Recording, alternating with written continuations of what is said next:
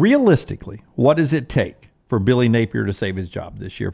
Forster will pull up the Florida schedule for you at some point. But is there a way that he saves his job this year realistically?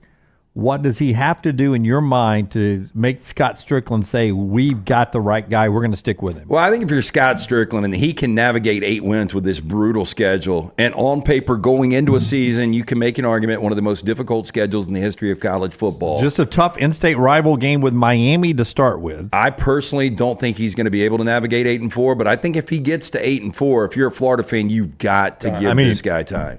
This November, guys, just listen to his November schedule, and those of you that are watching can see it. So you've skipped to November after starting with Miami, Samford, and Texas A&M, and a road game at Mississippi State, and then UCF in your first 5. I know, after a bye. So coming out of the Halloween bye, going into the cocktail party, here is the way they finished the schedule. And the reason I'm skipping to November, Jim, is this is what's going to decide whether you remain coach or not. Neutral site Georgia. And we'll have some of these lines in a moment when we get those for draft games. At Texas, hosting LSU, hosting Ole Miss, at Florida State. You can play well and go 0-5.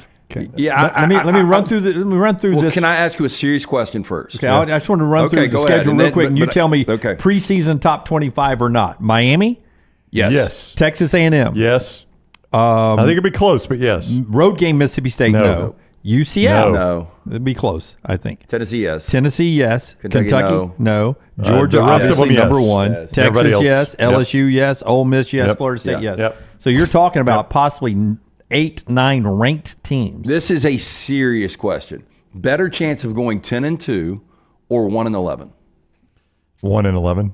That's your better chance. I really think it is. I mean, I don't. The one win being Samford. Yeah. High scoring FCS team. Well, they're going to be they'll be favored against Miami barely. And that'll be one of those tricky games where everybody will be on Miami. Yeah. So I could see Florida win that game. See, so that's what, and Forster just said this. You said November will decide.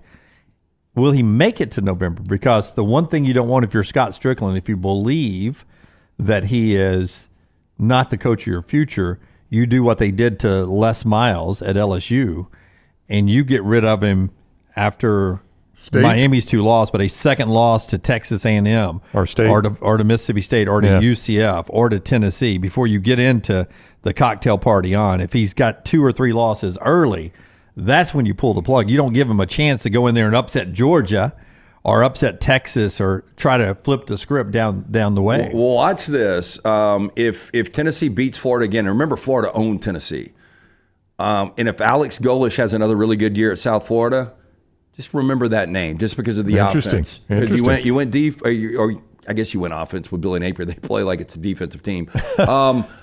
I think they're going to be favored in 1, 2, 3, 4 games. And Andy says, I see 4 wins. Rohan says they will beat Miami and UCF.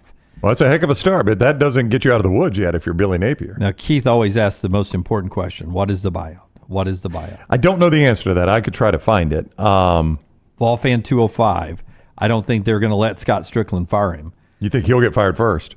Some people think that, yes, Dan Mullen, Billy Napier.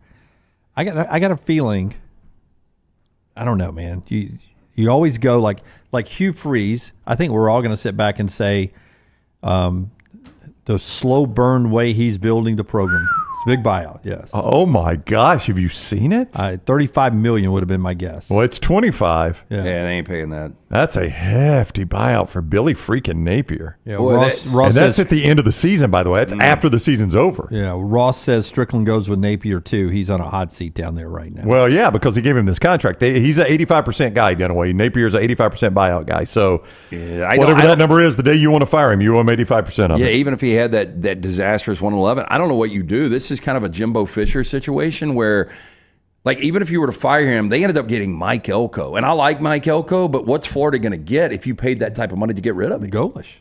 Yeah, I mean, you I was would just probably get him at a bargain. Yeah. We're going to be patient with Hugh Freeze, though we're all starting to lean 9 wins this year because of what a disaster it was before this.